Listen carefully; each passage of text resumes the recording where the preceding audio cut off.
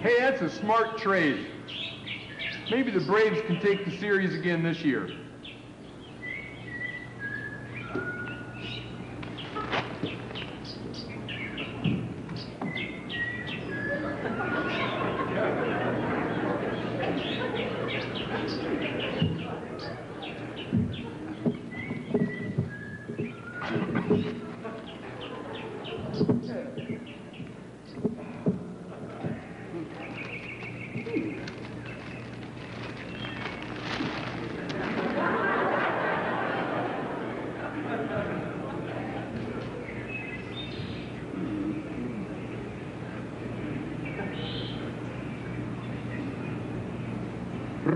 Remarkable.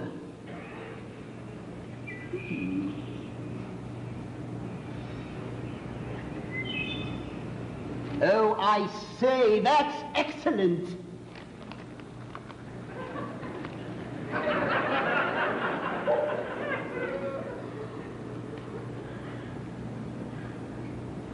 Absolutely smashing.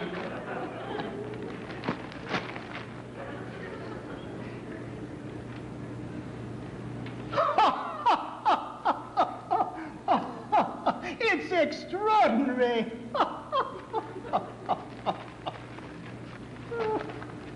Wow, it sounds like you're reading something mighty interesting there. You mind if I ask you what it is? Oh, not at all, old chap, not at all. It's the obituary column of the New York Times. The New York Times obituaries? Well, what's so funny about that? It's just the thought of all those dead Americans. Huh?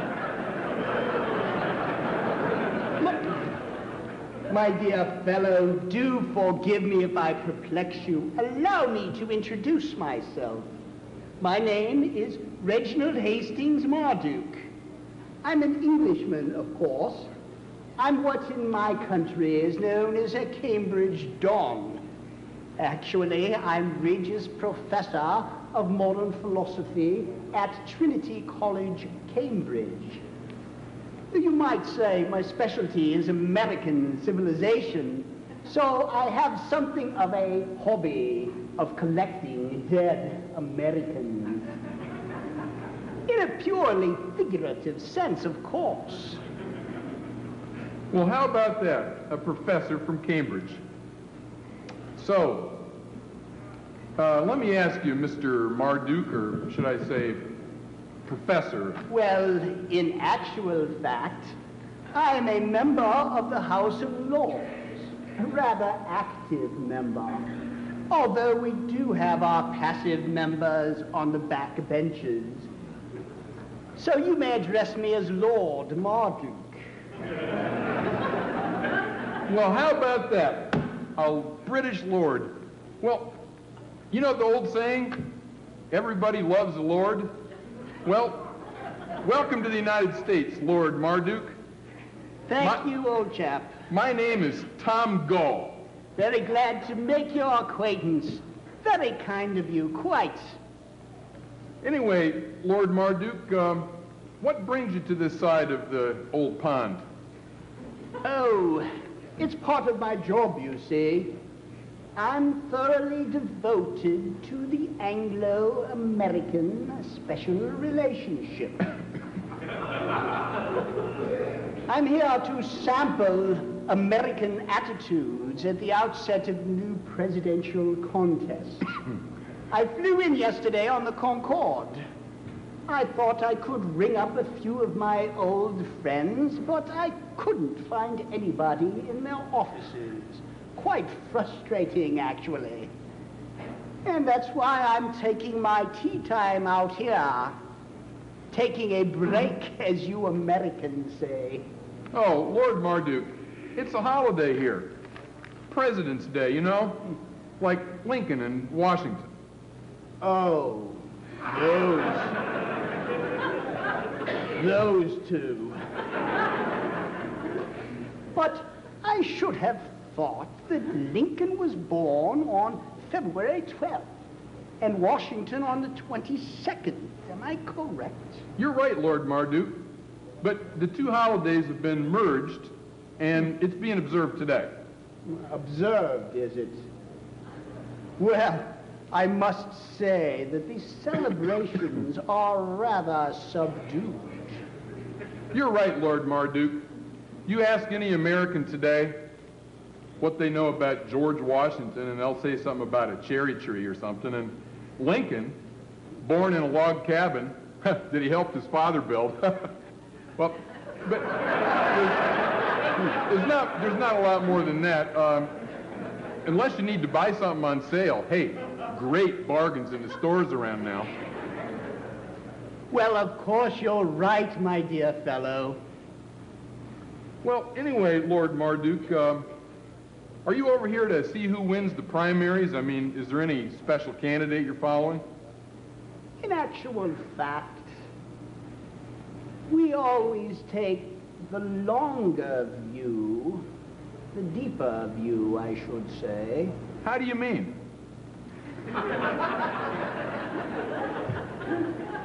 We're less concerned with personalities. These come and go, although occasionally we help speed them on their way. We attribute greater importance to the underlying belief structure, the mental map of reality, the axioms, so to speak. We like to focus on those. If those are changing, we would like to know right away. Wow. It sounds like that goes way over my head. Not necessarily, old boy. I'm sure we can find a common ground. In fact, we Anglo-Saxons have always stood together on the most important matters. You know, I've always felt that your war of independence was nothing other than a terrible misunderstanding. A terrible mistake. All due to that fellow, that bungling nincompoop North. You mean Ollie North? Oh no. I mean Lord North. He was our ghastly prime minister that treated you Yanks so badly that you turned against the crown and the mother country. It was so needless. It was only those wretched politicians that were at fault. And we've been paying a terrible price ever since. We've lost the unity of the Anglo-Saxon race and the English-speaking peoples. Although, in spite of everything, we've always been your staunchest allies. I couldn't agree with you more, Lord Marduk. Please, call me Reggie. Reggie, you are so right. You people are just so civilized. And you have such style and class. And everything we have, we owe to you, starting with the English language. And your British traditions of liberty, democracy, individual liberty, and fairness, why, where would we be without you? Where indeed. You're quite right, old chap. The marvelous thing about you Yanks is your solid tradition of good old common sense. That's why we get along so well. And you know, it all goes back to a wonderful old fellow by the name of John Locke. Do you know of him? You bet I do. He's the father of our Constitution. In fact, he's practically the founder of the entire American way of life. I mean, anybody with any brains knows that. Bravo, old chap, bravo! I sense the beginning of a very wonderful friendship. And the genius of old John Locke was the extraordinary way he understood the working of the human mind. Aristotle was right, after all. It all depends on the data we get from our senses. Sense impressions. We have the olfactory, the gustatory, the visual, the auditory, and the tactile. And those sense impressions get fed into the brain like little marbles. And the wonderful thing about the brain is that it can take those marbles and arrange them in patterns.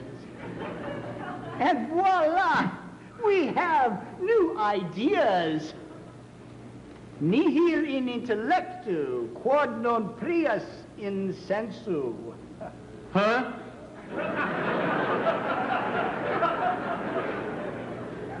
There's nothing in your mind which isn't in your senses first. Pardon my Latin, but it couldn't be clearer. Really, you're right on the money, Reggie. I mean, I don't want any pipe dreams and off-the-wall theories. I mean, I want something I can sink my teeth into.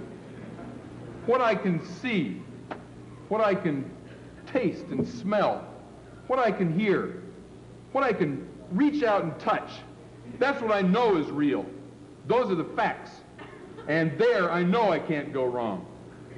Seeing is believing, I always say. And that's what all my friends say, too.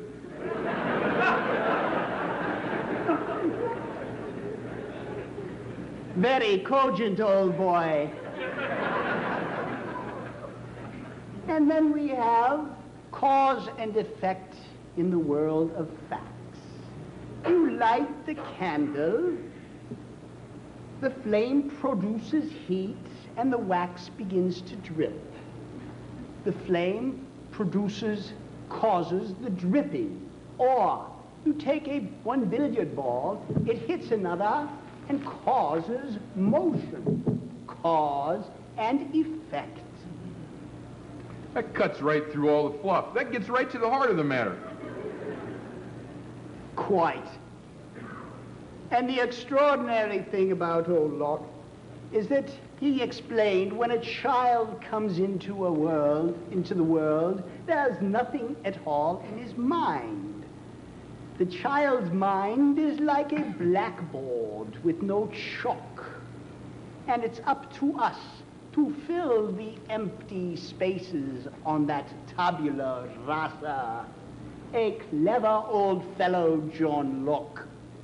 And in my opinion, we've got to recognize what human nature really is. You know, every time I call up my stockbroker, I have to think about how the market works on fear and greed. I mean, I want to make a killing, but I'm scared of getting blown out, you know, when the bottom drops out of the market. It's really pleasure and pain, you know. If everybody could just, you know, pursue their own self-interest, why, the outcome would be a better world for everybody. Just the market, unregulated, without any government interference, without that big bureaucracy that's always on our backs. You know, less government and more power to the private sector. In my view, the whole problem is Washington. Yes, he was a rather beastly fellow. Huh? Oh, well, I guess it does go all the way back to him. I mean, he founded the government. But, you know, my opinion is just as good as anybody else's. That's democracy. Yes, of course it is, old boy. And now that we're having this wonderful little conversation, I think there is another of these ancient worthies that we should also mention. Thomas Hobbes.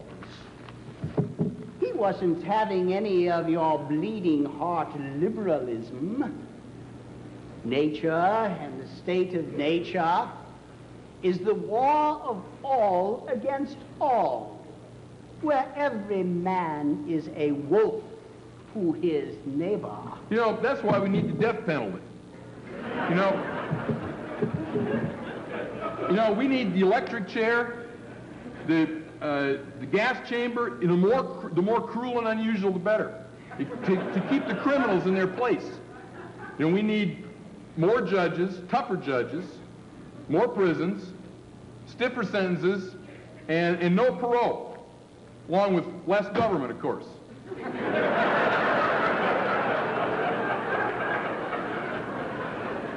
Yes, that's exactly what old Hobbes wanted.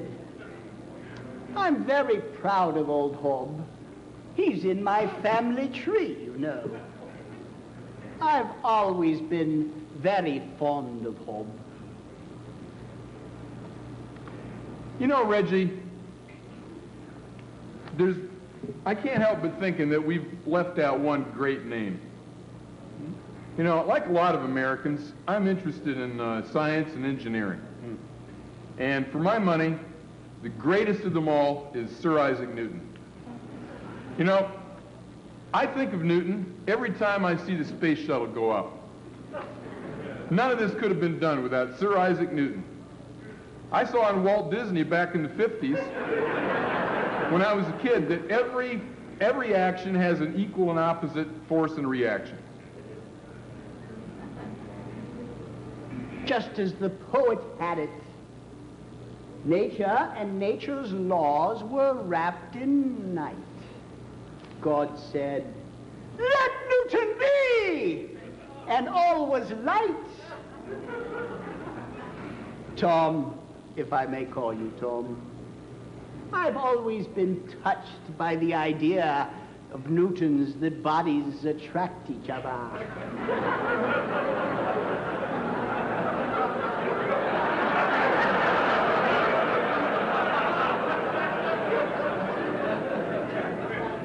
Action at a distance, how delightful. And of course, this mysterious attraction is equal to, inversely proportional to the square of the distance. And that's what makes the world go round, as you Yanks say. It's the bedrock of modern science, Reggie. You know, it's a real pleasure talking to you because we might come from totally different backgrounds and, you know, lead a lot different lives, but I'm glad to see that we can agree on just so much. Quite.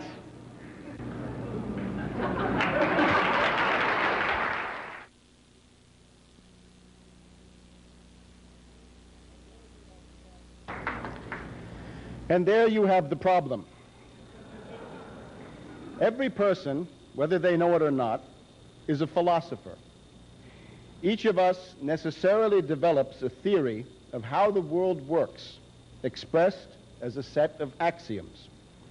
The axioms are self-evident ideas that define human nature, the content of history, the workings of economics, the purpose of government, the goals of life. The problem is that today most of the world, and certainly most Americans, subscribe to axioms which are false. As a result, they tend to oppose the very measures that might help to overcome the world crisis. Public opinion has become the most dangerous component of American life. Is there a remedy? It must be to uncover the false axioms, uproot them, and replace them with the truth. History and philosophy must lead the way. The crisis of the citizen needs to be seen in a long historical perspective. We need to look at the 500 years since the Italian Renaissance opened the modern era. Before the Renaissance started, about 1400, there is a discouraging sameness in human societies. Some are better, some are worse, but they are generally two-class systems, ruling elite and mass. The mass made up 95% of the population. They were peasants, serfs, and slaves, almost always laboring on the land, almost always illiterate and benighted. Their lives were nasty, brutish, and short. Over these peasants and serfs commanded a feudal aristocracy. Monarchy is generally bad enough, But most of these pre-Renaissance societies were something worse. They had small ruling classes called oligarchies. These aristocrats had military retainers, priests, scribes, and lackeys, making up at most 5% of the population. Under these conditions, world population potential was measured in the hundreds of millions, and even these were decimated by frequent plagues and famines. Now and then, a good ruler might appear, and did appear, along with excellent philosophers and scientists. But the oligarchy was always present, waiting to reinfect the society with usury, constant warfare, slavery, racism, and the philosophy of Aristotle. Oligarchs come in many forms, all ignorant and brutal. The barons of the Dark Ages, the Russian boyars, the East European magnates, the French frondeurs, the princes of the Holy Roman Empire, all of these were easily manipulated by the Venetians, who had inherited the methods of Babylon, Rome, and Byzantium. So from about 1000 AD until about 1600, the leading center of oligarchy in Europe and in nearby Asia was Venice. Transcending the two-class model started with Dante and Petrarch and culminated with Cusanus, Leonardo, and the Italian Renaissance of the 1400s. The apex of the Renaissance was the Council of Florence in 1439, sponsored by the Medici. This council for a time reunited the Christian world and embraced the theology of imago viva Dei, humanity and the human individual created in the image of God, sharing with God the divine qualities of intellectual creativity in the form of a human soul. The dignity of the human person had to be respected. The human mind was capable of scientific discovery and also capable of creating the modern nation state. The impulse from the Council of Florence reached around the world with Columbus and the Florentine Amerigo Vespucci, the Medici envoy who gave his name to the new continents called the Americas. It offered the modernization of Russia, and this same impulse of human progress reached into France, where King Louis XI used Florentine methods to create the first modern national state. This required breaking the power of the turbulent feudal aristocracy and their private armies. Louis fought the nobles with every means, including taxation, which also funded a modern state administration. Louis XI had a social base in the commercial and manufacturing classes of the cities and towns, the precursors of the modern middle class. As king between 1461 and 1483, Louis XI promoted industry and commerce. He protected the rights of labor, enacted public health statutes, built infrastructure, drained swamps, and built up a national army. The population and prosperity of France increased accordingly. France was the first large nation to reach the takeoff point into the modern age. French military power also grew. This was soon noticed by the new Tudor regime in England, as well as by the rulers of Spain. It was clear that the future belonged to the larger nation states that were smart enough to imitate the methods of Louis XI. If the Louis XI model were to prevail everywhere, there was the hope that the oligarchs as a class might be crushed. The momentum of Renaissance art, science, and statecraft might overwhelm all resistance and become unstoppable. The oligarchy was parasitic and obsolete. It deserved nothing but extinction. The Renaissance had shown that humanity did not need oligarchs. Venice was the leading oligarchical state. If Venice had been wiped out, the oligarchy would have disappeared from Europe and soon from the face of the earth. The Venetians had been waging their own war against Florence and the other Italian Renaissance states for a century. The Venetians carefully studied events in France. Venice was essentially a city-state with land holdings in northern Italy and a maritime empire in the Mediterranean. At first, the Venetians thought they could survive as a great power by playing off the new Renaissance nation-states one against the other and by using them to wipe out the enemies of Venice. As soon as Louis XI was dead, the Venetians invited his unworthy heir, Charles VIII, to conquer Milan. The French conquered Naples, Florence, and Milan as well. As Venice expected, Spain opposed the French. It was a time of rapidly shifting alliances. Before long, the main powers had all been antagonized by Venetian perfidy and geopolitics. The Venetians had been filching territory on all sides, grabbing for every fly that flew by. French and imperial envoys began meeting in a town called Cambrai, then in Holland, now in France. What followed was the War of the League of Cambrai, the Great World War that marked the opening of the modern era and determined the character of present history. If Venice had been destroyed in this war, the European oligarchy would have been deprived of its leading center and would have perished. Without Venice, we would have been spared the wars of religion, including the 30 Years' War. We would have been spared the British Empire and most of its wars, including the American Civil War and the two world wars of this century, to say nothing of countless economic crises and depressions. At the heart of the League of Cambrai was the joint commitment in 1508 by King Louis XII of France and Maximilian, the Holy Roman Emperor, to divide the territory of Venice between them. Maximilian was not a philanthropist. He was greedy for territory and loot. The King of Spain joined in because he wanted to take the Venetian possessions in southern Italy. A little later, Pope Julius II della Rovere joined the League. Julius was a soldier and an oligarch. He was called the Papa Terribile. His portrayal as Michelangelo's patron by Rex Harrison in the movie The Agony and the Ecstasy is much too kind. The Venetians, the masters of geopolitics and encirclement, were faced in 1509 by a league of virtually all the European states, with the exceptions of Hungary and of England.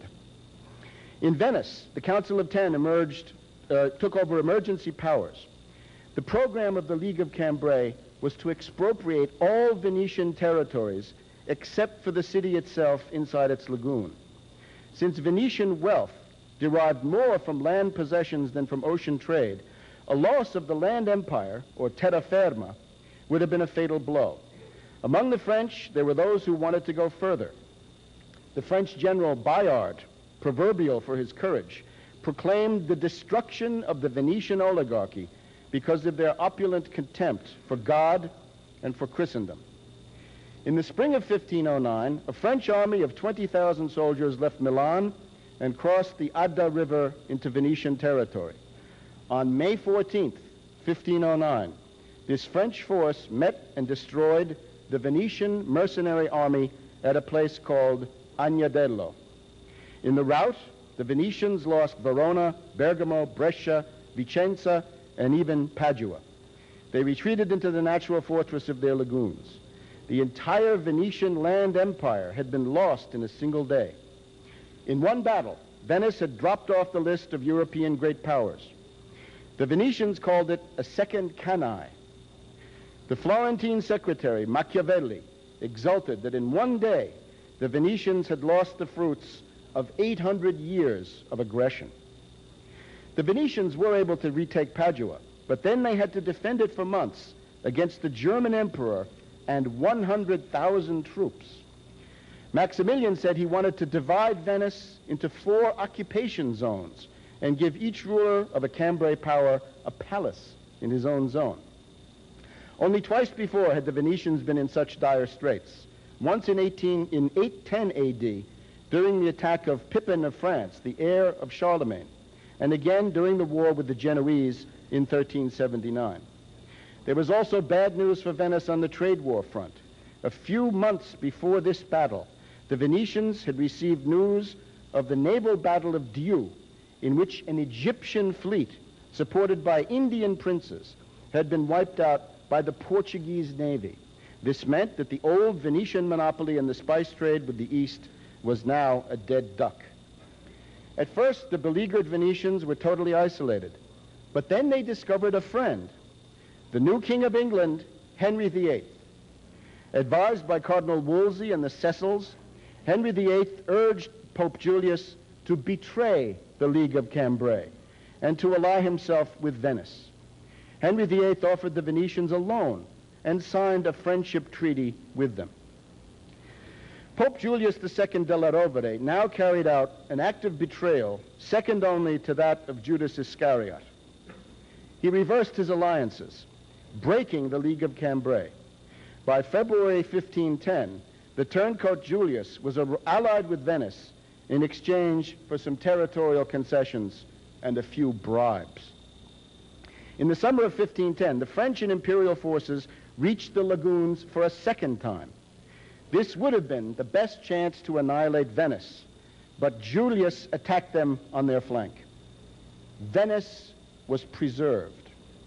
Julius II must bear the historical responsibility of permitting the survival of Venice and of thus transmitting oligarchy into the modern world. 1511 brought a third Franco-imperial offensive, which once again reached the shores of the lagoon. But now Spain followed Julius and joined the Venetian Papal Alliance against France and the Empire. Henry VIII also joined this Holy League as a pretext for attacking France, still the most anti-Venetian power. In the spring of 1512, there came a new shift. Emperor Maximilian decided to join Venice, the Pope, and Spain against the French. Now it was all against one, and that one was France. The Venetians took advantage by reoccupying their ruined land empire for the third time. In February of 1513, Julius II della Rovere, the man who unleashed the scourge of oligarchy on our modern world, finally died. About a month later, the Venetians, desperately maneuvering to avoid being despoiled by their nominal allies, sealed their alliance with France. As a result, General Cardona, the Spanish general, attacked Venice. From the top of their bell towers, the Venetians watched as the Spaniards burned the towns along the edge of the lagoon and fired their huge cannon into the city itself. Venice had been brought to the verge of perdition for the fourth time, but Cardona had to retreat. The war dragged on through 1514. In September 1515, the French and the Venetians finally won the key battle of Marignano near Milan. After that, only Verona remained in the hands of the German Emperor Maximilian. And with him, Venice finally signed a peace in 1517. But it still seemed a question of time before Venice were finally overrun. But in that same war year of 1517, a desperate Venetian wartime operation, masterminded by Gasparo Contarini, succeeded when Luther nailed his theses to the door of Wittenberg Cathedral. Henceforward, the conflicts between Catholics and Protestants in Germany and elsewhere began to relieve the pressure on Venice. Venice was 5 million ducats in debt. For 8 years, Venice had been trampled by the endless maneuvers of the huge armies. Only the wars of religion among and inside the other Cambrai powers saved Venice from being finally crushed. In retrospect, the biggest loser in the War of the League of Cambrai was humanity itself. What does all this have to do with the price of beans? All this ancient history is irrelevant. History is a bunch of bunk anyway, don't you think, Reggie? Well, Tom, I've always had a soft spot for the Venetians. I've always taken my Venetian connections very seriously. The Venetians had the idea that if you controlled culture and the mind, you could control the world. If you controlled culture, you controlled the way people think. It wouldn't matter anymore what might happen because you controlled people's reactions to any event. And then it didn't matter what would actually happen. Oh, the Venetians, they can be imitated, but never equaled, I fear. Reggie, I don't get it. Oh, pardon me, Tom. I'm not being practical. You're absolutely right. And this bloke is speaking bloody nonsense. The outcome of the War of the League of Cambrai left us with an impacted, bifurcated European civilization. Renaissance science and statecraft survived, but marginalized, weakened, and drained by the oligarchical parasite. Oligarchism is the AIDS of civilization, and we are now living in the final phase, the dementia. Venice had survived. There remained the question of how this small and weak state could infect future humanity with its contagion. Part of the answer was the metastasis of the Venetian oligarchical cancer to take over a large modern state. The Venetians eventually chose England, the power that had been most friendly during the late war. But the roots of Venetian and Byzantine influence in England were centuries old, going back to the Norman conquest of 1066. During the 1200s, King Henry III of England was bankrupted by loans masterminded by the Venetians. When Edward III started the 100 Years' War against France around 1340, he acted as an instrument of Venice. Venice wanted no French interference with their wars of those times against Genoa.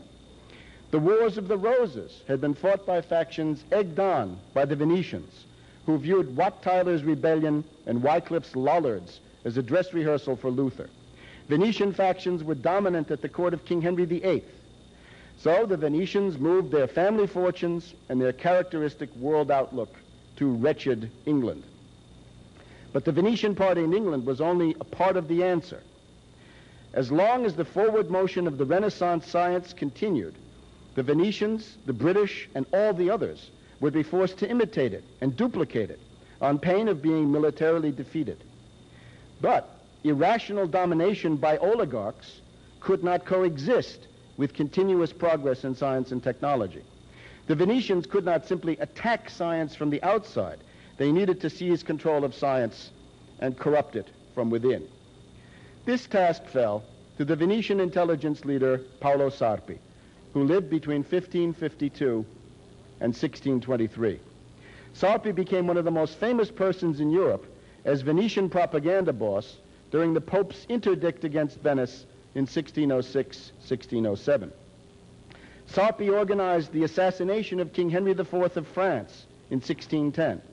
And with the help of his assets at the court of Frederick V in Heidelberg, Sarpi was decisive in starting the 30 Years' War, which killed half of the population of Germany and 1/3 of the population of Europe as a whole.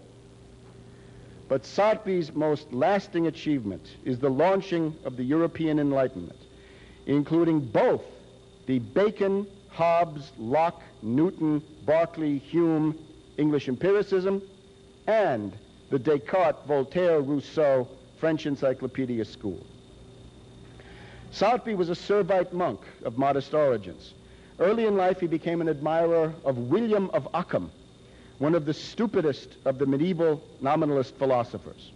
Sarpi was also a follower of Pomponazzi, the Venetian professor who argued that man has no soul. Sarpi was a creature of the Contarini and Morosini families, who were committed to the Venetian metastasis into Northern Europe. Sarpi rose to be number 2 in the Servite order. He lived in Rome and knew the main personalities of the Counter-Reformation, including Borromeo, Bellarmino, Pope Sixtus V, and the future Pope Urban VII. When the Contarini-Morosini faction, called the Giovani Party, became dominant in the 1580s, Sarpi became, in the words of the papal nuncio, the boss of half of Venice. He ran a tea group for patrician Calvinists and libertines, which the Vatican attacked as an academy of errors. The leading British authority on Sarpi today is H.R. Trevor Roper, Lord Dacre, who calls the friar an indefatigable polymath, or master of all the sciences. In reality, Sarpi was the greatest corrupter of modern science, the greatest charlatan of all time. It is his doctrines which are taught in the universities today. In astronomy and physics, Sarpi was the case officer who directed the work of the Padua professor Galileo Galilei. Galileo called Sarpi a mathematician without equal in Europe. Contemporaries recognized that Sarpi had been the advisor, author, and director of Galileo's telescope project. Sarpi provided the telescope, and Galileo's alleged observations were done from Sarpi's monastery.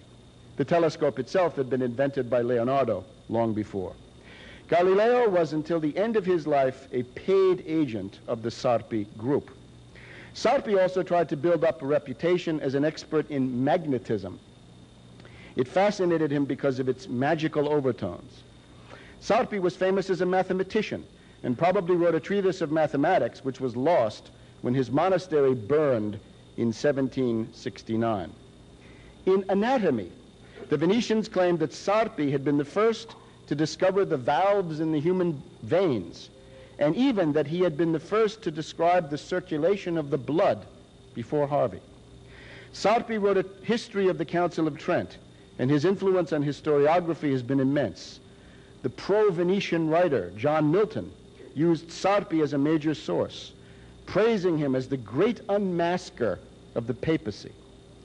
Edward Gibbon, the author of The Decline and Fall of the Roman Empire, was of course the leading historical figure of the British Venetian party during the 18th century. In his great tome, Gibbon wrote, "Should Rome and her religion be annihilated, Sarpi's golden volume may still survive, a philosophical history and a salutary warning." Lord Thomas Babington Macaulay, the Venetian party historian of the 19th century, was also an avid admirer of Sarpi. For today's Lord Dacre or Trevor Roper, Sarpi was simply the greatest of all the Catholic historians. So Sarpi was indeed a prodigy among the oligarchs. But what of Sarpi, the philosopher of scientific method? Sarpi never published a work of philosophy, but the Venetian archives were found to contain his philosophical manuscripts, The Art of Thinking Well and The Thoughts, which were published in 1910 and again more fully in 1951.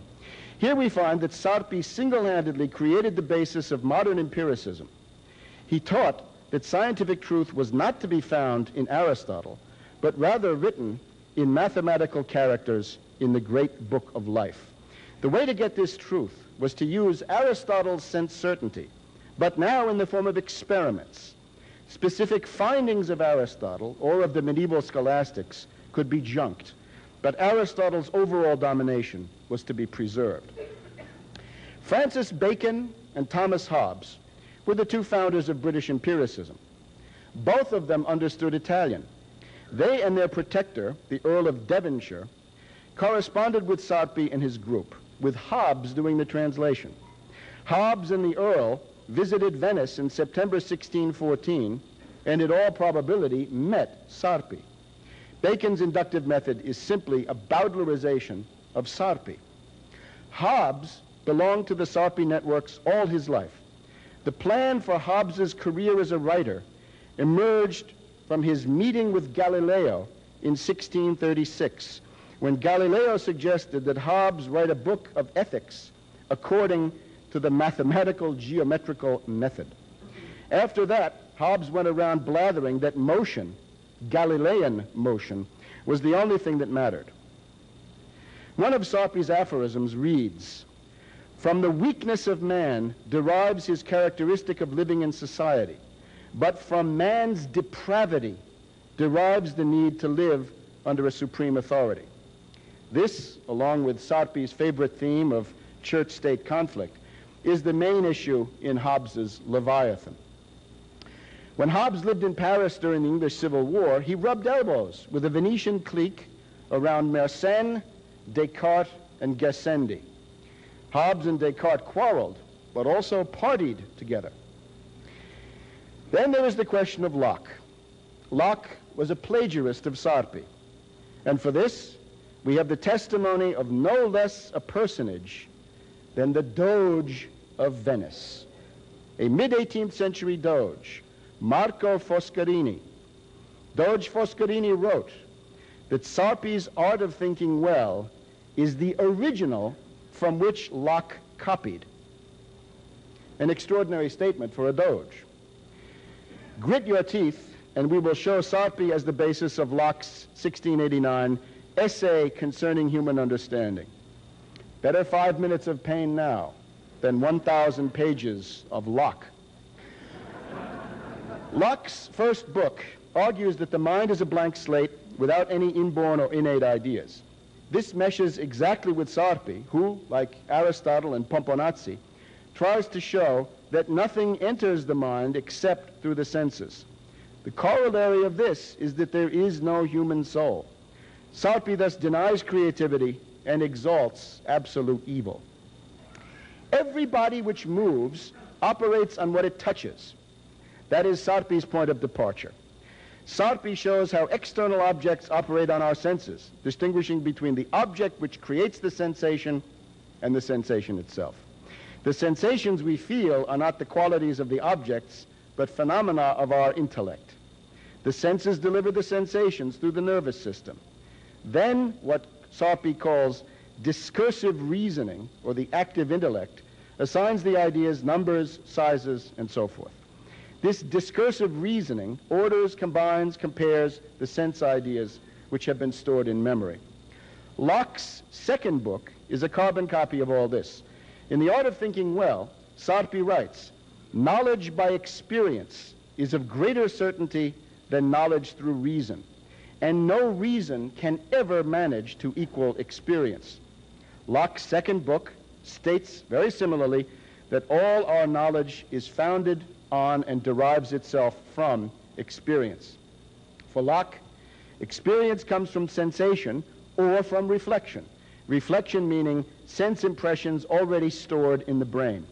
Sarpi uses exactly the same term of reflection to distinguish between cognition and the later examination of that same cognition. Sarpi talks about compound ideas, the ones made up of more than one simple sense impression. So does Locke. Sense impressions in general do not err, says Sarpi, although sometimes impaired vision or the like can cause distortions, and discursive reasoning can become confused. Locke's second book has similar remarks, with a remark about color blindness.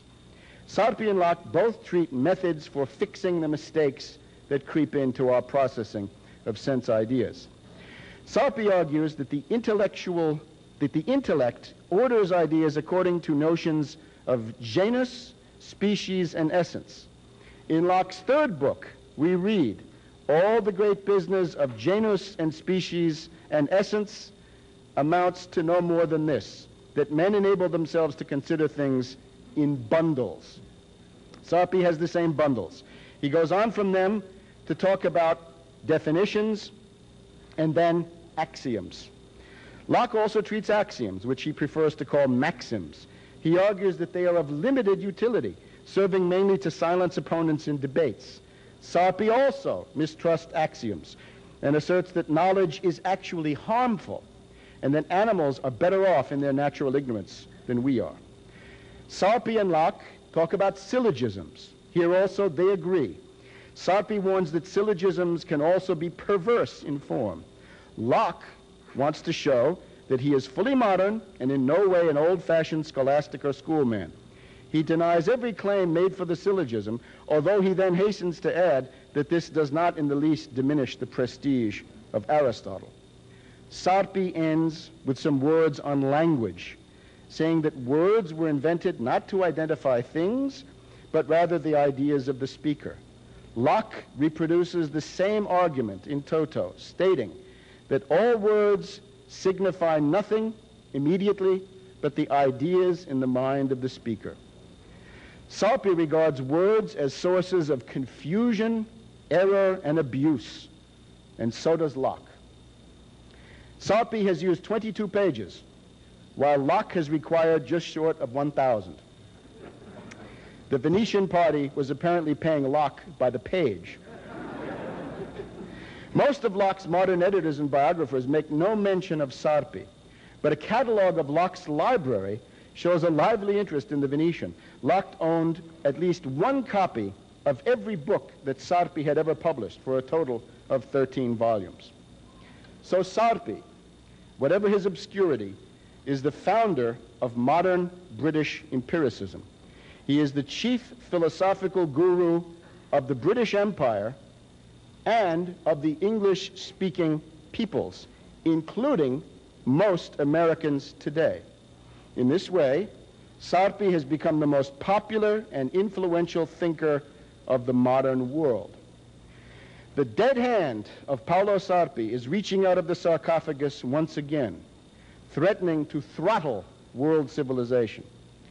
Oligarchism is the AIDS of civilization, and we're in the final stage, the stage of dementia. To find a cure, we must examine the etiology of the infection. How did we get here? For 3 centuries after Louis XI, his heirs in France were the main world opposition against the Venetian party. But by the closing decades of the 18th century, France was no longer able to contain the Anglo-Venetian British Empire. But then a new power emerged, holding out the promise of liberating the world from oligarchy and salvaging the lost war of the League of Cambrai.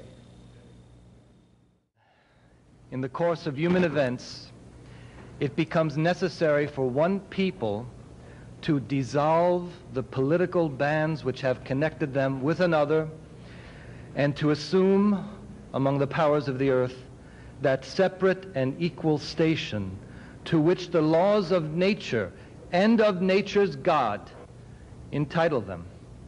A decent respect to the opinions of mankind requires that they should declare the causes which impel them to the separation.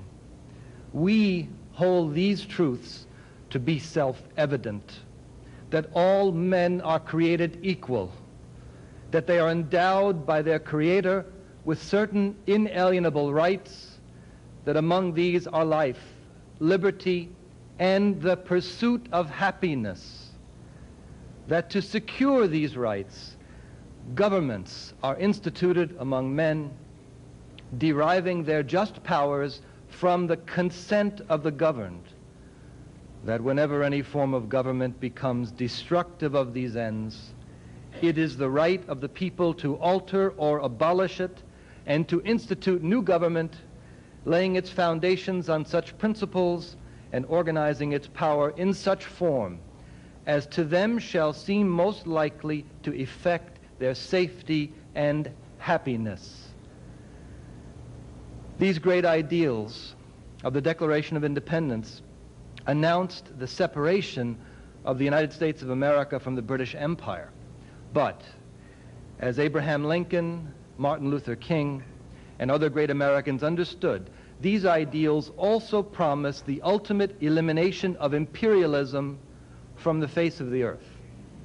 Standing before Independence Hall in Philadelphia on February 22nd, 1861, Abraham Lincoln explained that the great principle of the Declaration was not the mere matter of the separation of the colonies from the motherland, but something in that declaration giving liberty not alone to the people of this country, but hope to the world for all future time.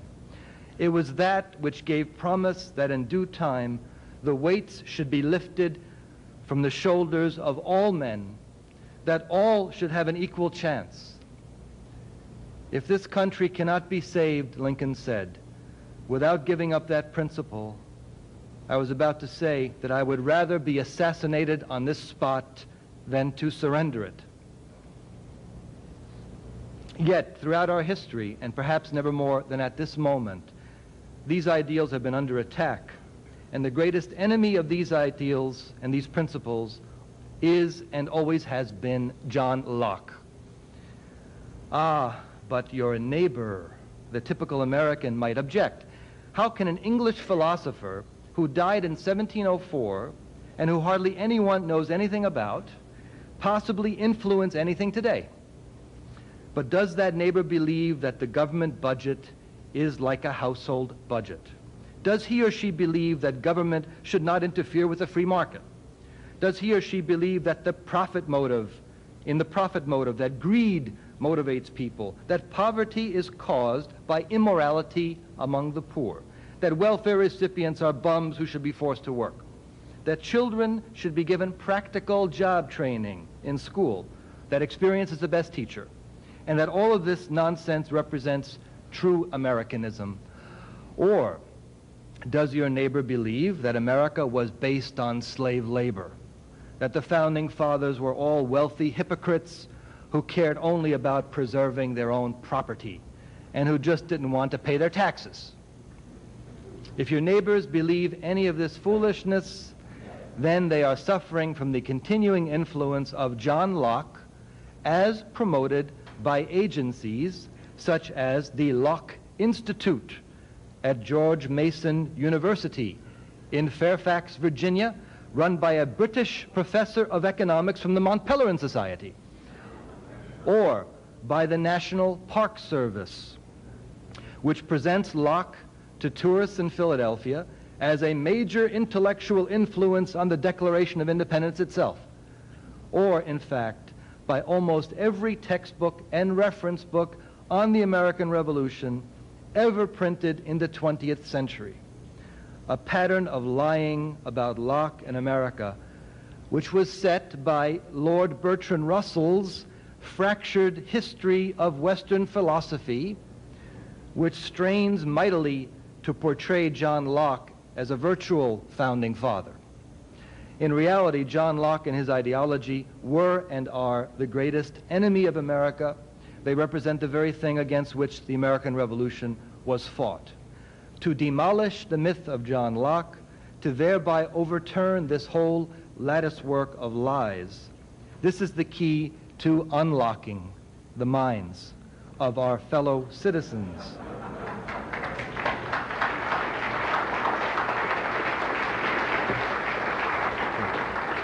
What did John Locke actually stand for? Locke stood for feudalism. In 1669, he wrote the fundamental constitutions for the government of Carolina. Locke established 8 lords proprietors of Carolina as a hereditary nobility to avoid, he said, erecting a numerous democracy. Locke stood for white slavery, or serfdom. His Constitution of Carolina established the category of leatman, or serf, who would be bought and sold along with the land. All the children of leatmen shall be leatmen, Locke said, and so to all generations. Locke stood for black chattel slavery. He wrote that every freeman of Carolina shall have absolute power and authority over his Negro slaves of what opinion or religion soever. Locke stood for British imperialism, that is, the unbridled taxation, exploitation, and political repression of the American colonies. From 1672 to 74, Locke served as secretary of King Charles II's Council of Trade and Foreign Plantations. Locke's council passed the infamous Navigation Acts and other measures designed to maintain the colonies as a source of loot for the mother country. In 1696, Locke was appointed to the new Board of Trade by King William. The board passed a new, more oppressive Navigation Act, a Woolen Act prohibiting the export of all woolen products from America, along with other acts suppressing colonial manufacturing and political freedom. In 1701, Locke's board demanded the revocation of all colonial charters and the imposition of direct imperial rule. These were the very measures condemned in the Declaration of Independence, the long train of abuses and usurpations, all having in direct object the establishment of an absolute tyranny over these states. But there is much more. Locke was a founding investor in the Bank of England in 1694, the mother of the Federal Reserve and the International Monetary Fund. As such, Locke invoked free market principles to defend the practice of usury. He demanded that England reap the profits of the world through control of world trade, arguing, "It is with a kingdom as with a family. Spending less than our commodities will pay for is the sure and only way for the nation to grow rich." It was service to the Bank of England that brought Locke into partnership with Isaac Newton, a greedy, pathetic misanthrope steeped in witchcraft and alchemy, who British propaganda had transformed into a demigod. In 1696, Newton obtained the very lucrative position and appointment as warden and later master of the British Mint, and spent the last 30 years of his life as a ruthless hatchet man for America's deadly enemies among the British financial oligarchy. As the usury and exploitation of the Bank of England impoverished the nation, filling the streets with whole families of destitute beggars, Locke was quick to blame it on what he called the debauchery of the poor, the relaxation of discipline and corruption of manners. Locke proposed a new poor law in 1697, that all men begging in maritime counties without passes, that are maimed or above 50 years of age, shall be sent to the next house of correction, there to be kept at hard labor for 3 years. Locke also demanded that the children of laboring people above 3 and under 14 years of age be forced to attend what he called a working school, where they would spin wool with both hands all day. Locke said, "If therefore care be taken that they have each of them their belly full of bread at school," Locke wrote, "they will be in no danger of famishing. And to this also may be added, without any trouble, in cold weather, if it be thought needful, a little warm water gruel, for the same fire that warms the room may be made use of to boil a pot of it." John Locke is the consummate ideologue of oligarchy, the very antithesis of the republic, of the nation-state. Plato defined oligarchy as the regime founded on a property assessment in which the rich rule and the poor man has no part in ruling office. For Locke, the great and chief end of men uniting into commonwealths and putting themselves under government is the preservation of their property. In opposition to the Declaration of Independence, Locke proclaims the inalienable rights of life, liberty, and property. He insists that a person without property, like a slave, is outside of civil society and therefore has no rights which the propertied classes are bound to respect. The great adversary of Locke, of Newton, and of the British Empire was and is Gottfried Wilhelm Leibniz. Leibniz, the master strategist, Platonic philosopher and scientist, organized a far-flung network of correspondents and co-conspirators in every possible corner of the globe to advance a worldwide grand design, an alliance of sovereign nation-states pursuing economic development, scientific and technological progress, including the early development of steam power and the science of dynamics, all in direct conflict with the budding British Empire.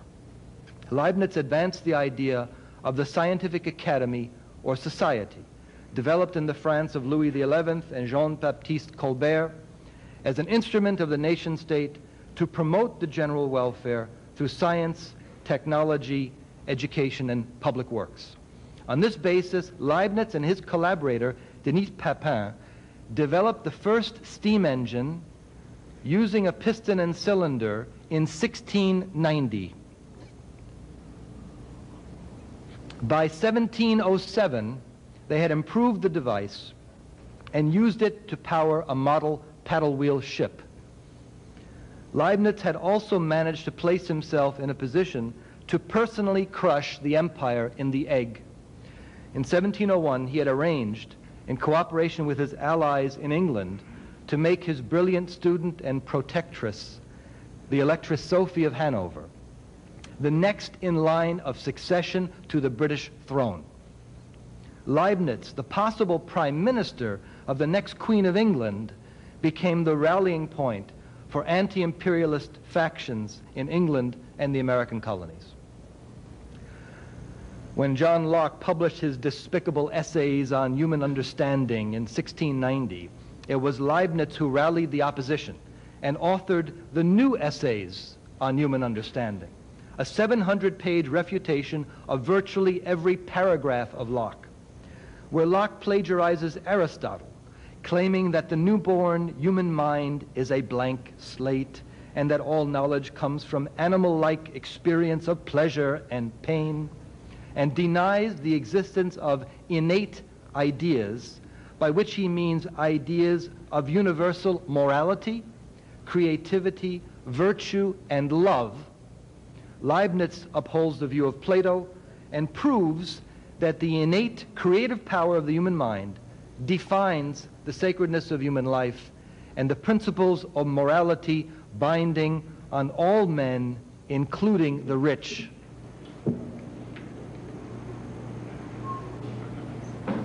How appalling! This rogue doesn't understand the first thing about the Enlightenment. The great idea in those days was to be scientific, to reduce everything to numbers and to plot them on a graph. Anything else was the old medieval metaphysical rubbish. And the only one who supported that claptrap was the ridiculous German Leibniz. No metaphysics for me either. Thanks, but no thanks. And Newton invented the calculus. Everybody knows that. It's in every textbook I've ever read. Leibniz is irrelevant. Irrelevant, do you hear? He doesn't even appear in the great books of the Western world.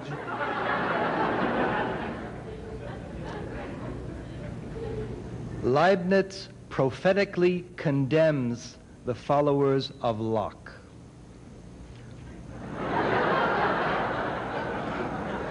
Who, Leibniz writes, believing themselves released from the troublesome fear of an overseeing providence and of a menacing future, give loose reins to their brutish passions and turn their mind to the seduction and corruption of others. And if they are ambitious and of a disposition somewhat harsh, they will be capable, for their pleasure or advancement, of setting on fire the four corners of the earth. Boldly they scoff at the love of country.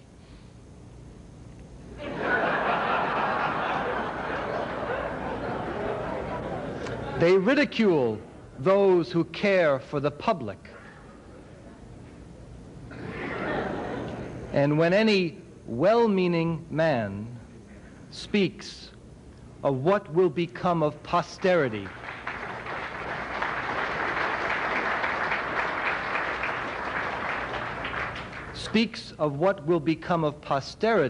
they reply, "We shall see when the time comes." But, Leibniz warned, these persons will possibly experience themselves the evils they think reserved for others. If, however, this disease of an epidemic mind, whose bad effects begin to be visible, is corrected, these evils will perhaps be prevented. But, Leibniz said, if it goes on increasing, Providence will correct men by the revolution which must spring therefrom. Locke and Leibniz clash as well on the crucial idea of the pursuit of happiness. Locke defines happiness as the utmost pleasure we are capable of. For Leibniz, Plato, and the American founders, the pursuit of ephemeral, sensual pleasure is not happiness. The possession of mere property, which soon decays and dies, that is not happiness. but rather the lasting pleasure of art and invention, the exercise of creative reason.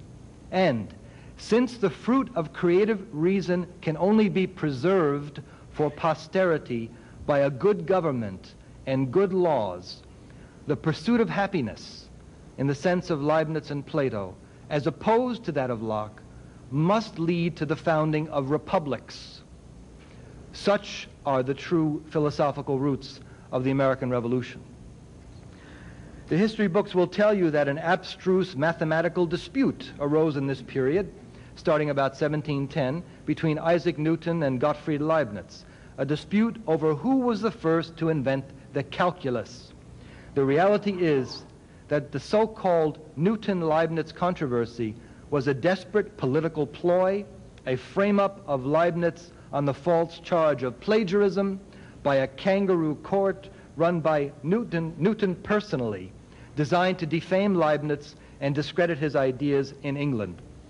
When the reigning Queen Anne and the Electress Sophie both died in 1714, and the brutish George I became the first British king, the assault against Leibniz took on the proportions of a witch hunt against all those who still questioned the cult of Locke and Newton being imposed by the empire. Despite all of this, in the last 2 years of his life, Leibniz succeeded in forcing an open debate with Newton and his controllers, Samuel Clarke and the Venetian Antonio Conti, a debate immortalized as the Leibniz-Clarke correspondences. Leibniz exposed the Newtonian dogma of indivisible hard atoms interacting randomly in the vacuum of empty space as a false, impossible, and immoral doctrine.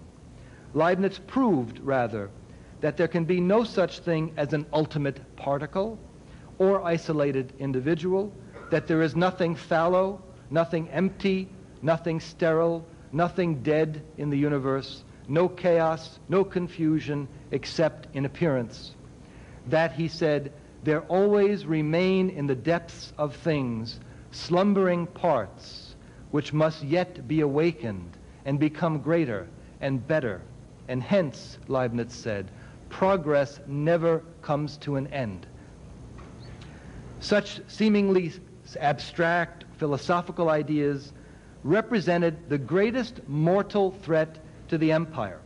These ideas were, for example, the practical basis for the steam engine project of Leibniz and Denis Papin, to penetrate into the depths of things, to awaken the slumbering parts, to harness the force of fire, of explosions, and of expanding steam, to run factories, power carriages and ships, to unleash a technological revolution capable of overthrowing the oligarchical system. With Leibniz so defined as the most feared and despised adversary of the British Empire and of British liberal philosophy, what greater proof can there be of the anti-Newtonian roots of the American Revolution than the fact that the leadership of colonial America openly took the side of Leibniz against Newton and the intellectual imperialists of London. James Logan, the fighting Quaker of colonial Pennsylvania, was the secretary of William Penn and the owner of the greatest library of classical works in America. It was to Logan's Philadelphia that Boston's Cotton Mather deployed his young protege, Benjamin Franklin, in 1723. The writings and correspondences of Logan in this period represent nothing less than a declaration of intellectual independence from Britain. "'Tis certain the world was obliged only to Leibniz for the publication of that method, the calculus," Logan declared in 1727. Logan examined Newton's method of fluxions for himself and declared it to be utterly worthless. Logan denounced Newton as mentally incompetent. He exposed the controversy with Leibniz as politically motivated and refuted and ridiculed Newton's writings on history and prophecy. With Franklin and his circle of young worker intellectuals frequenting his home and library, Logan resolved to write his own philosophical tract designed as an American refutation of what he called the detestable notion and pernicious thesis of Thomas Hobbes. This work, The Duties of Man as They May Be Deduced from Nature, was lost in England and only rediscovered at the Historical Society of Pennsylvania in 1971. The work not only demolishes Hobbes, but directly and boldly challenges Locke's authority and attacks him by name repeatedly, especially on what Logan calls Locke's unhappy mistake in the subject of morals. Logan's manuscript includes his answer to Locke after the moral sense and foundation of virtue is stated. Logan's notes for this section include an extensive, detailed list of references to Locke's essay on human understanding, which Logan used in his rebuttal of Locke on the issue of morality. Most outrageous to Logan is Locke's assertion that parents do not really love their children, but rather only feel pleasure when they do well. Logan's note reads, Locke, that pleasure and pain are the root of all the passions, and that a father loves his child because he delights in his doing well. Most absurd. Logan also challenges Newtonian orthodoxy in a way which provides a key to understanding the true revolutionary significance of Franklin's scientific work. Logan writes about electricity, explaining that it was formerly regarded as but a trifling appearance in nature, just little sparks caused by friction or static electricity. But, Logan suggests, perhaps further research in this area may revolutionize our understanding of the universe. And, he said, if there be no heresy in mentioning it in the present age, why may we not venture to question the reasonableness of asserting a vacuum as indispensably necessary to the continuance of motion? Can we be sure that there is no electric or elastic medium that instead of obstructing or retarding motion may be the very means of continuing it? To have all space, Logan said, in the universe possessed by some kind of matter is much more consistent with the dignity, beauty, and order of the whole than to imagine those vast voids which carry even a kind of horror in the thought. The circles of Logan and Franklin were all militantly anti-Newtonian, self-proclaimed heretics against the orthodox doctrine. The New Yorker Cadwallader Colden proudly compared his scientific ideas to Leibniz's theory of monads.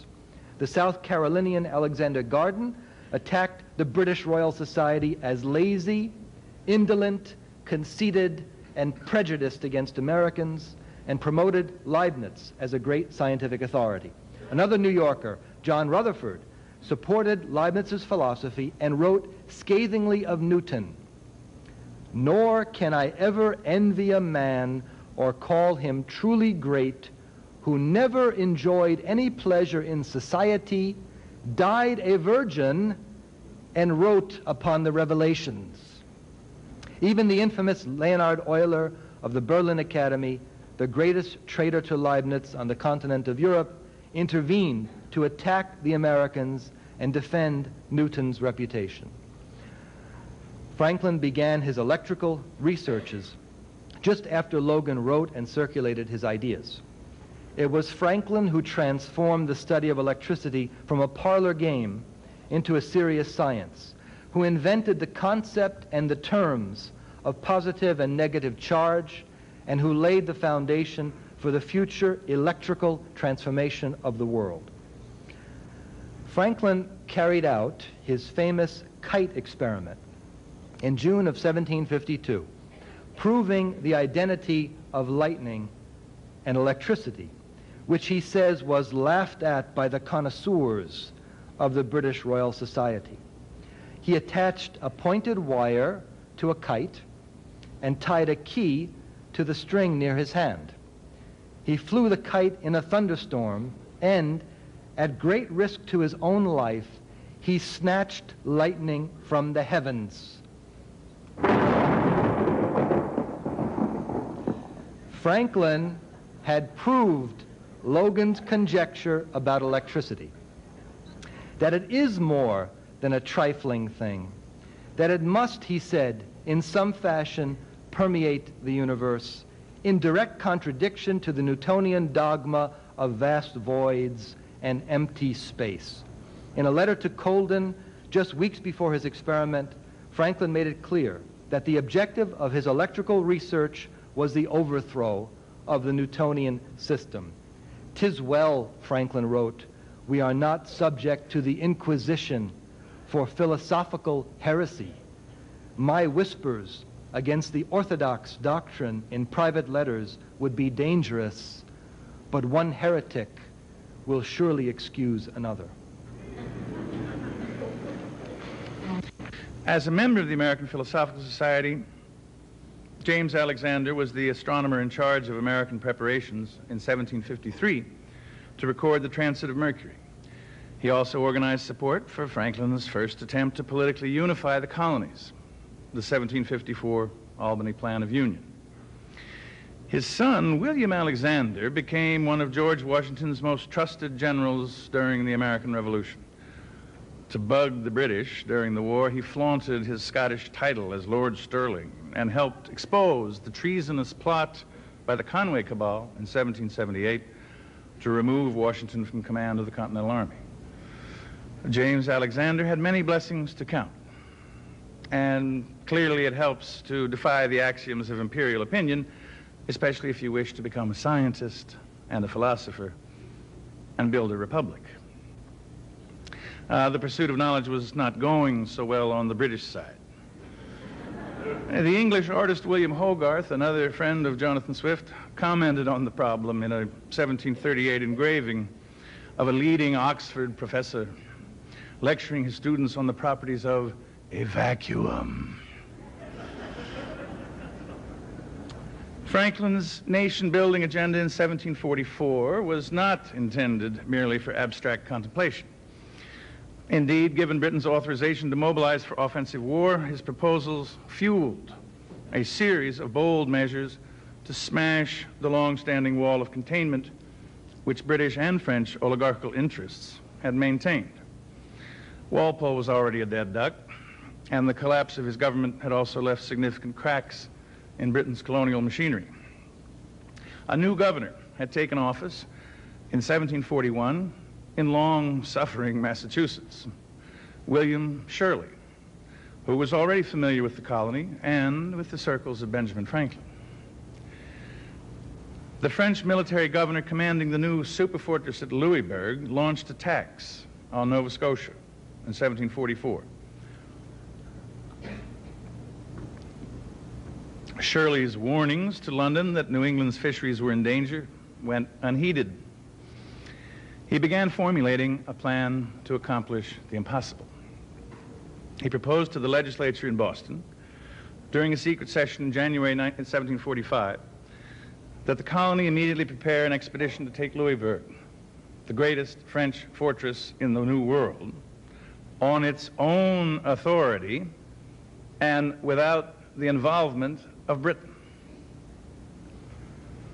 After recovering from shock, the legislators approved the plan, authorized bills of credit to pay for it, and mobilized more than 3,000 Massachusetts militiamen, a squadron of ships totaling over 200 guns, all the artillery they could get their hands on, and 90 ocean-going transports.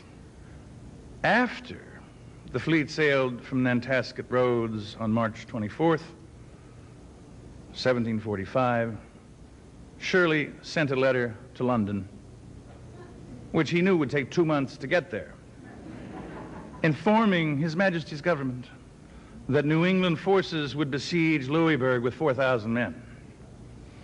The plan was so bold, even down to attacking the fortress from behind at a point which the French thought impossible, that it worked. News reached Boston at 1 a.m. on July 3rd, 1745, that the fortress had surrendered after a lengthy and devastating siege. Bells pealed, cannon roared, cheering throngs filled the streets. Jubilant celebrations with bonfires and fireworks were held throughout the colonies as the word spread. With no assistance of any kind from Britain, untried, poorly equipped New England militiamen had taken out a French fortress boasting enormous firepower and so vast that it contained an entire city within its walls. It was a stunning victory, especially in the minds of Britain's ruling circles, who regarded it, one might say, as a horrifying triumph. Americans eagerly anticipated the imminent removal of the French Jesuit Indian threat to the colonies and a British military follow-up on their spectacular achievement in the opening round. But British and French oligarchical circles were already at work redrawing future settlements to preserve their joint containment. The British decided merely to project the illusion of supporting the colony's hopes until the opportunity to take Canada had passed.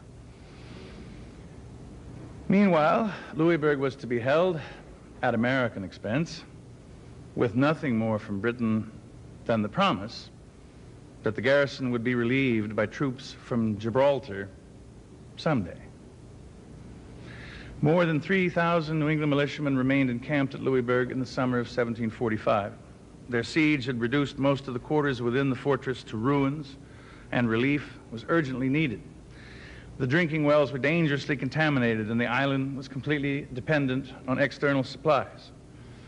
A major military and civil reconstruction effort was required, but 2 months passed with no sign of activity from London. Rumors spread in Boston that Britain was planning to return Louisburg to the French. His Majesty's government threw a bone to Governor Shirley, appointing him a colonel in the British Army to command regiments to be raised in America. Officers' commissions had been claimed for the British, however. And Shirley reported, "Men will not enlist here except under American officers." The British, meanwhile, left the New England regiments at Louisburg to twist in the wind. All through the fall, and further isolated during the long winter, suffering from fevers, dysentery, and lack of supplies. They waited in vain for the relief promised from Britain. By the time a modest detachment of troops arrived from Gibraltar in April 1746, 10 months after the French surrender, nearly 900 New England militiamen had died. The survivors finally sailed for home, most of them from Massachusetts, bringing with them a deepening hatred of British rule. America's future was beginning to take shape in Boston in more ways than one, and inevitably it reflected something of the past. The leading scientist in America at the time was Harvard professor John Winthrop, the direct descendant and namesake of both the Republican founder in 1630 of the Massachusetts Bay Colony and his son, who extended that constitutional liberty during the 1660s as governor of Connecticut. The Connecticut Winthrop was a scientist in his own right and had corresponded with the young Leibniz. Professor John Winthrop held the only academic chair in science in America. Like his fellow Bostonian Benjamin Franklin, he was a protege of Cotton Mather, and like Ben, was something of a child prodigy. He was admitted to Harvard College at the age of 13 in 1728, the same year Mather died. He graduated in 1732, the year George Washington was born, and was appointed professor of mathematics and natural and experimental philosophy in 1738. We know from student lecture notes that he included Leibniz in his course of study, and that he had great fun using physical models to Socratically demolish the empiricist nonsense of Descartes. Benjamin Franklin had visited Boston in 1745 and returned again in 1746. He reports in his autobiography that it was then at Boston that he witnessed experiments in electricity a subject quite new to me. On May 10th, 1746, John Winthrop presented at Harvard the first controlled experiments in America in electrical phenomena. He remained one of Franklin's most trusted friends throughout his life, which was ended by pneumonia in 1779. He was also at the very center of America's Republican networks. He was consulted by George Washington during the French and Indian War, and again during the Revolution, when Washington appointed him to oversee the production of munitions for the Continental Army's siege of British-occupied Boston. John Winthrop's students included John Adams, Sam Adams, and John Hancock, who were in constant communication with him during the Revolution. When John Adams agonized over whether the Continental Congress should declare independence from Britain, Winthrop warned him in April 1776 that unless the decision were made pretty soon, Massachusetts would do it for themselves. In 1746, after the capture of Louisburg, the British had learned what Massachusetts could do on its own and already feared the threat of American independence. His Majesty's government, as Franklin later charged, affected to entertain a project for the reduction of Canada merely by way of a feint to secure peace. The British went so far as to load up an expeditionary force on transports at Portsmouth, England, providing grounds for military countermeasures against America by France. Lord John Russell, a cabinet member from one of Britain's most infamous ruling families, then objected that a British expedition might further a tendency toward independence by the colonies. The troops were unloaded, the expedition was canceled. Jesuit-run tribes, meanwhile, had overrun settlements from Rochester, New Hampshire to Saratoga, New York, and in 1746 seized Fort Massachusetts, the key to that colony's western defense. Within lands claimed by Virginia beyond the Ohio River, the French were building up Forts Miami, Ouiatonneau, and Vincennes. In the summer of 1747, a French raiding party even ventured up the Delaware River to within 20 miles of Philadelphia. In that same year, the British ministry declared that the American regiments must be disbanded, as it put it, as cheap as possible, and that no more military actions be undertaken by the colonies. In 1748, at the Treaty of Aix-la-Chapelle, ending the war in Europe, the British gave Louisburg back to the French in exchange for the port of Madras, India, and future looting by the British East India Company. A Swedish traveler in America at the time who visited with Benjamin Franklin reported from New York, "The English government has therefore reason to regard the French in North America as the chief power that urges their colonies to submission." If one steps back to comprehend what most Americans understood from these events during the 1740s, then one comprehends why the American Revolution was indispensable. Without it, and without the power of the United States as a constitutional republic, Western European civilization, as created by the Renaissance, would not have survived. And had colonial Americans not fought for that higher conception of man against the bestial notions of the British oligarchy, we could never have won the War of Independence. Yet the British and their American apologists, even to this day, twaddle on about their special relationship and the common bonds of the Anglo-Saxon race. The American Revolution was simply the result of a bit of misunderstanding, you see, and perhaps one or two tactical or administrative blunders.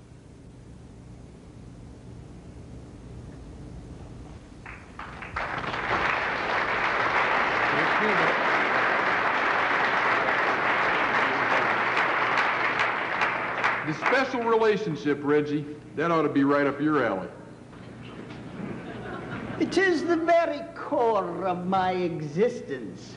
Blood is thicker than water. Tom, you Yanks have to choose between your Anglo-Saxon kin across the sea and those bloody wogs. What is a wog anyway, Reggie? Very simple. Wogs begin at Calais. I say that every time I address the House of Lords. The Anglo-American relationship is fundamental. Sounds right to me. Very staunch, Tom. Think of old Sir Winston. What a leader. He was always ready to fight to the very last American. Huh?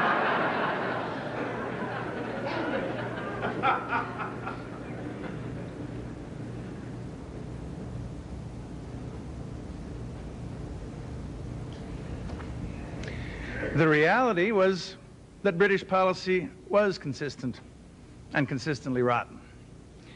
In terms of policy essentials, what they did in the 1740s during the War of Austrian Succession was the same thing they did during the French and Indian War and attempted to do again during the American Revolution and throughout our history as a nation. Simply put, their policy has always been, we will not permit the existence of an American republic. But Americans weren't stupid. At least they weren't in the 18th century, when they also happened to have the most literate population anywhere in the world. And they had an agenda for nation building, as Franklin had summarized it in 1744 for the American Philosophical Society. The work was already underway.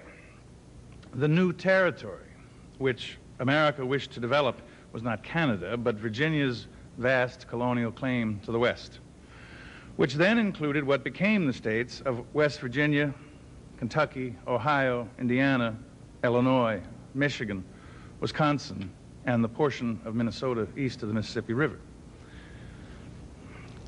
In Virginia, in 1747, Lawrence Washington, George's older half-brother, founded the Ohio Company with the backing of Lord Fairfax, the proprietor of Virginia's Northern Neck, a royal grant extending across most of northern Virginia all the way to the headspring of the Potomac River in the west, deep in the Allegheny Mountains.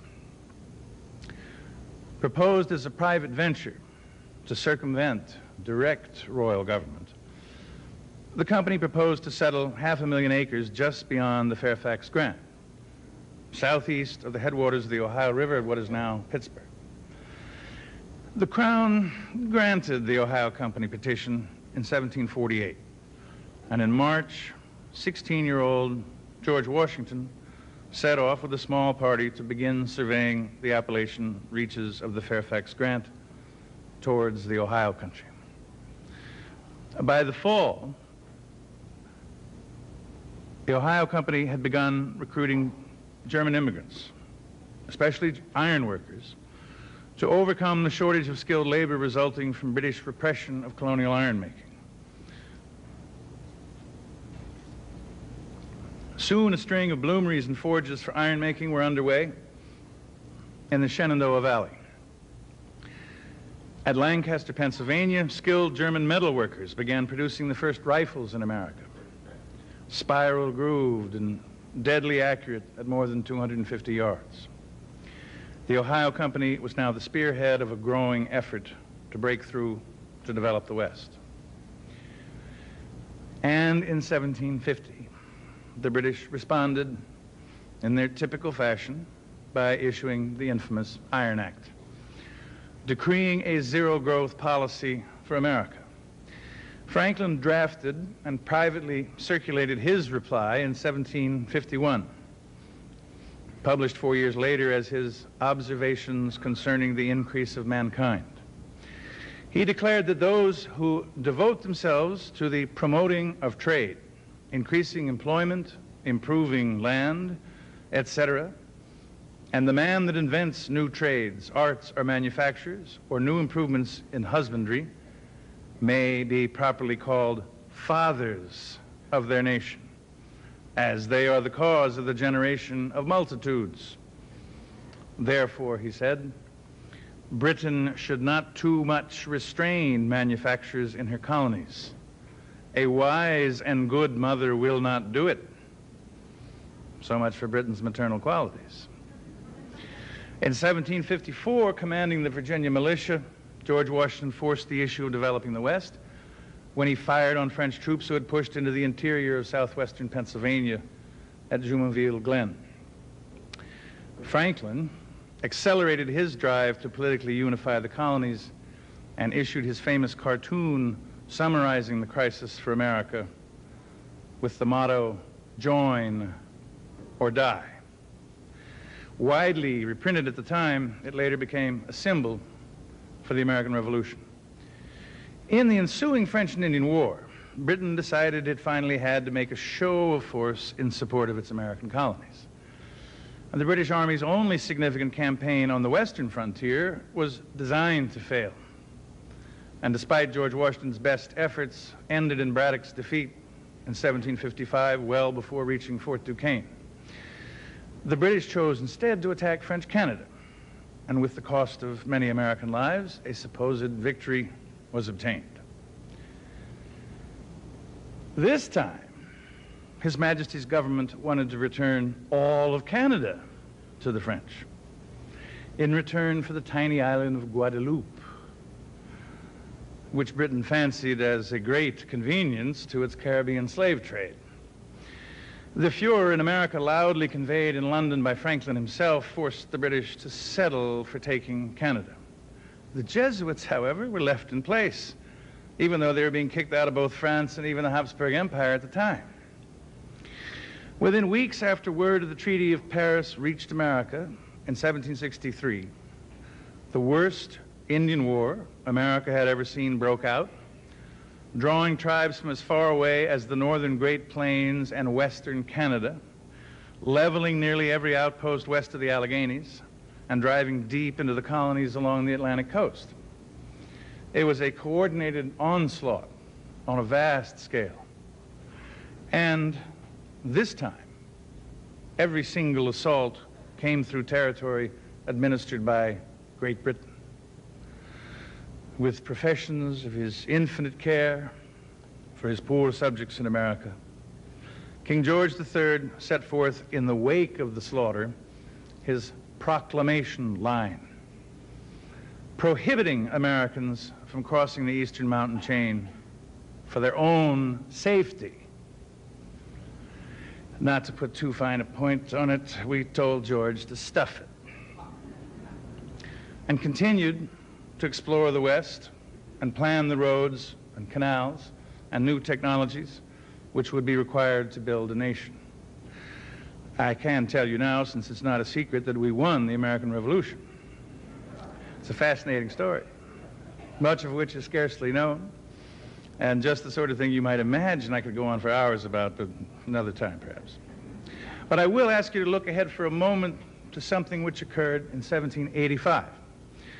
When Benjamin Franklin returned following his long years in France, having negotiated a much better Treaty of Paris in 1783, on behalf of the independent United States of America. Franklin had examined some of the work on hydrodynamics by the Swiss scientist Daniel Bernoulli, and was intrigued by the possibilities of water jet propulsion using a steam engine. Both Bernoulli's uncle and his father were scientific allies and contemporaries of Leibniz. Jacques Bernoulli was well known for his applications of Leibniz's calculus to problems in geometry, and Daniel's father, Jean, had played a leading role on Leibniz's behalf in the controversy with Isaac Newton. In Philadelphia, on December 2nd, 1785, Franklin presented a paper to the American Philosophical Society entitled Aids to Navigation, which included some discussion of Bernoulli's theories on water jet propulsion. In Virginia, George Washington was already discussing the possibilities for developing a steamboat using water jet propulsion with James Rumsey, his chief engineer for the Potomac Canal Company. Washington met with Rumsey at Berkeley Springs, Virginia in September 1784 while staying at Rumsey's Inn named the Sign of the Liberty Pole and Flag. Rumsey showed him a model of a mechanical boat he was working on. And Washington was so enthusiastic, he promptly wrote him a certificate of recommendation. Washington reported that he had examined the powers upon which it acts and declared that it was his opinion that the discovery is of vast importance and may be of the greatest usefulness in our inland navigation. On December 3rd, 1787, on the Potomac River at Shepherdstown, now West Virginia, James Rumsey gave a special demonstration of his water jet-propelled steamboat. The turnout of cheering citizens included a large contingent of veterans and former officers of the Continental Army. This was what they had fought for.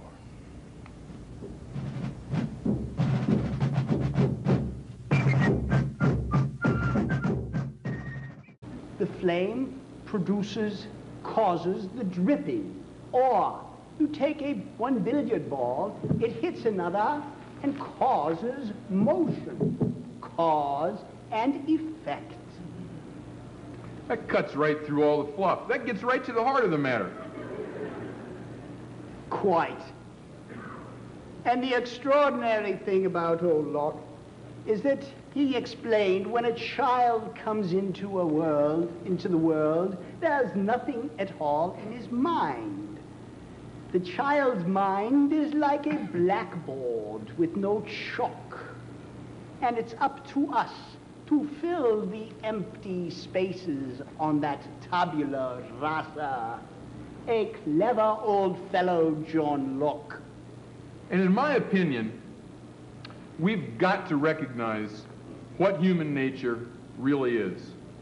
You know, every time I call up my stockbroker, I have to think about how the market works on fear and greed. I mean, I want to make a killing, but I'm scared of getting blown out, you know, when the bottom drops out of the market. It's pleasure and pain, you know. If everybody could just, you know, pursue their own self-interest, why, the outcome would be a better world for everybody. Just the market, unregulated, without any government interference, without that big bureaucracy that's always on our backs. You know, less government and more power to the private sector. In my view, the whole problem is Washington. Yes, he was a rather beastly fellow. Huh? Oh, well, I guess it does go all the way back to him. I mean, he founded the government. But, you know, my opinion is just as good as anybody else's. That's democracy. Yes, of course it is, old boy. And now that we're having this wonderful little conversation, I think there is another of these ancient worthies that we should also mention. Thomas Hobbes. He wasn't having any of your bleeding heart liberalism. Nature and the state of nature is the war of all against all, where every man is a wolf to his neighbor. You know, that's why we need the death penalty. You know, we need the electric chair, the gas chamber. The more cruel and unusual, the better. To keep the criminals in their place. You know, we need more judges, tougher judges, more prisons, stiffer sentences, and no parole, along with food. There's not a lot more than that, unless you need to buy something on sale. Hey, great bargains in the stores around now. Well, of course you're right, my dear fellow. Well, anyway, Lord Marduk, are you over here to see who wins the primaries? I mean, is there any special candidate you're following? In actual fact, we always take the longer view, the deeper view, I should say. How do you mean?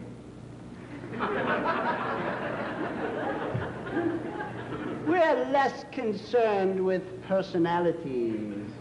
These come and go, although occasionally we help speed them on their way.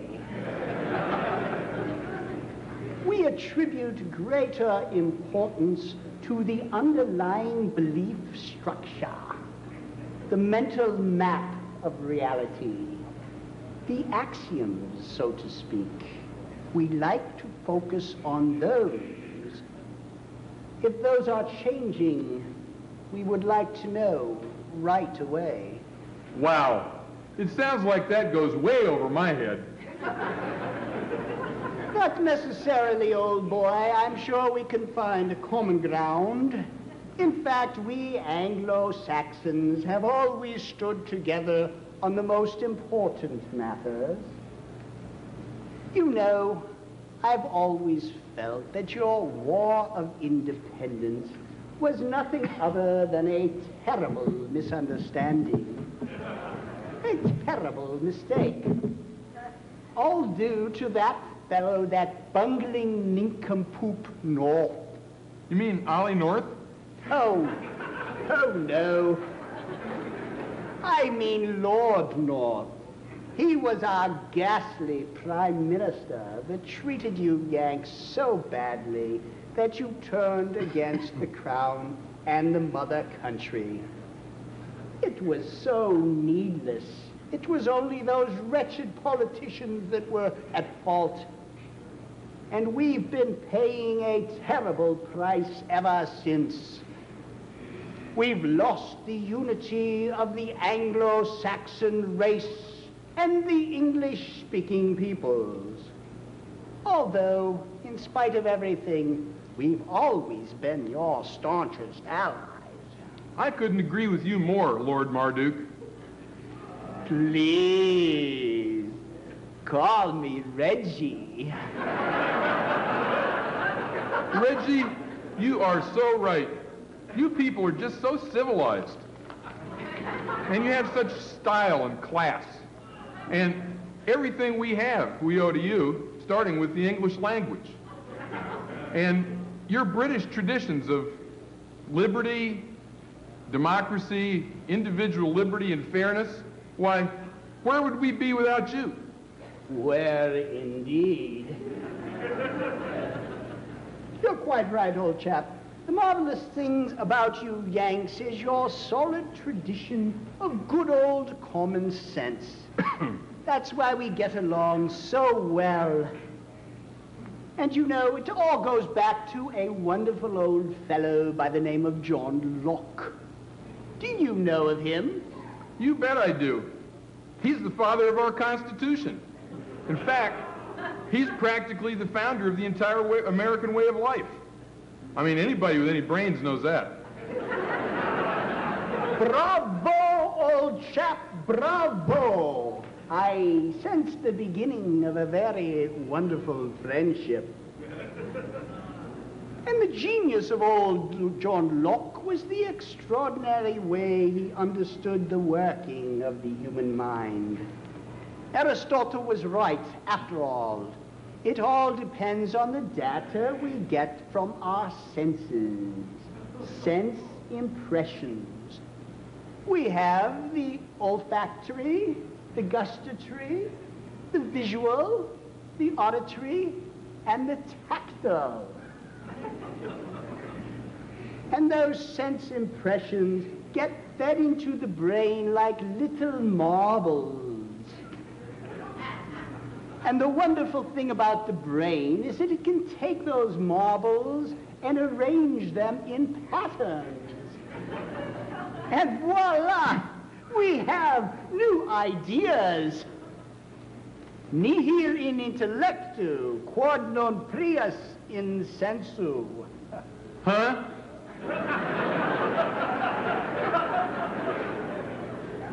There's nothing in your mind which isn't in your senses first.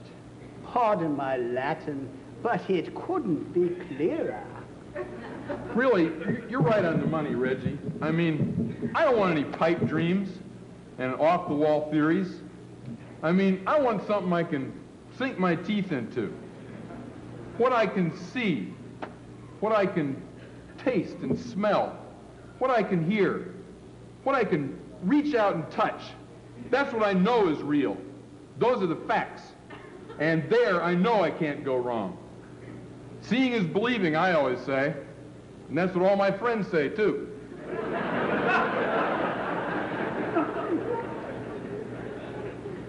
Very cogent, old boy. And then we have cause and effect in the world of facts. You light the candle, the flame produces heat, and the wax begins to drip.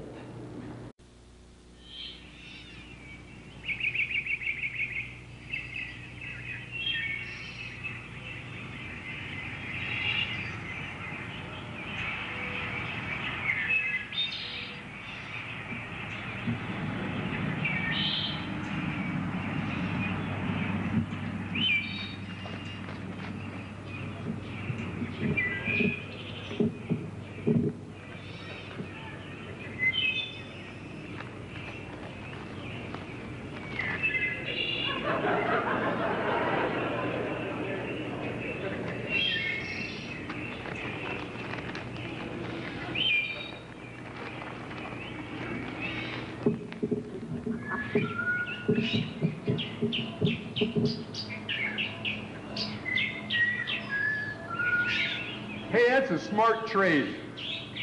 Maybe the Braves can take the series again this year.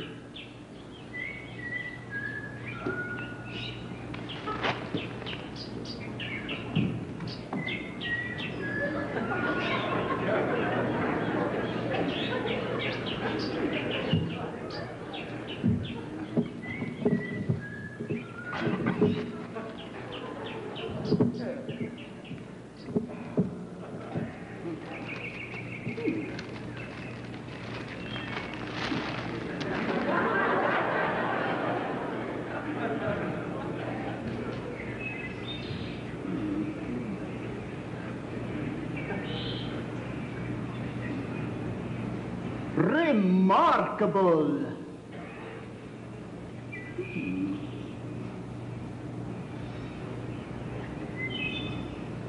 Oh, I say, that's excellent.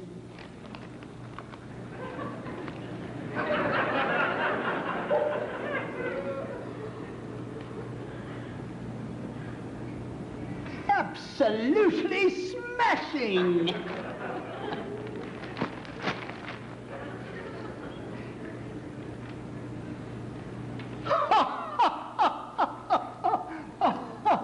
It's extraordinary.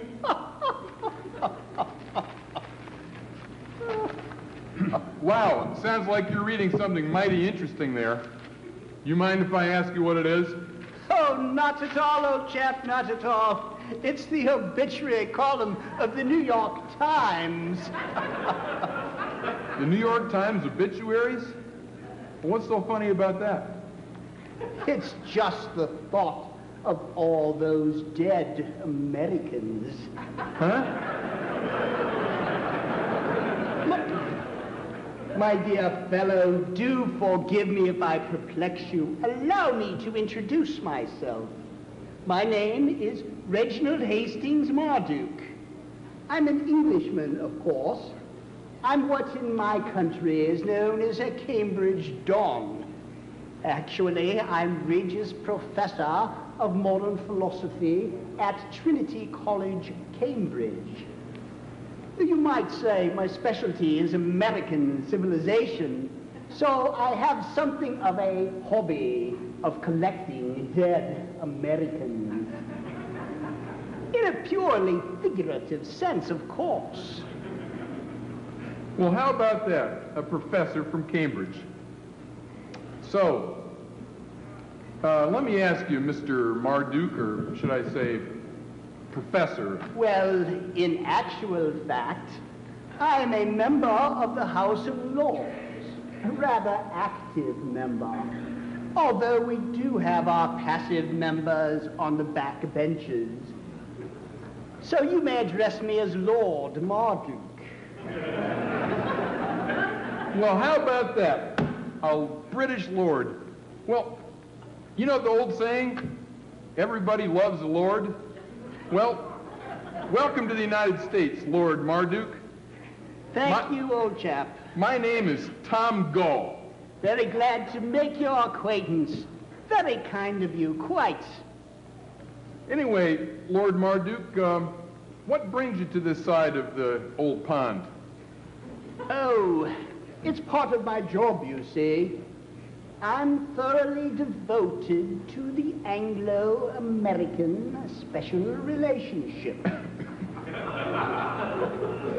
I'm here to sample American attitudes at the outset of new presidential contests. I flew in yesterday on the Concorde. I thought I could ring up a few of my old friends, but I couldn't find anybody in their offices. Quite frustrating, actually. And that's why I'm taking my tea time out here. Taking a break, as you Americans say. Oh, Lord Marduk, it's a holiday here. President's Day, you know? Like Lincoln and Washington. Oh, those two. But I should have thought that Lincoln was born on February 12th and Washington on the 22nd. Am I correct? You're right, Lord Marduk. But the two holidays have been merged, and it's being observed today. Observed, is it? Well, I must say that the celebrations are rather subdued. You're right, Lord Marduk. You ask any American today what they know about George Washington, and they'll say something about a cherry tree or something. And Lincoln, born in a log cabin, that he helped his father build. Well, but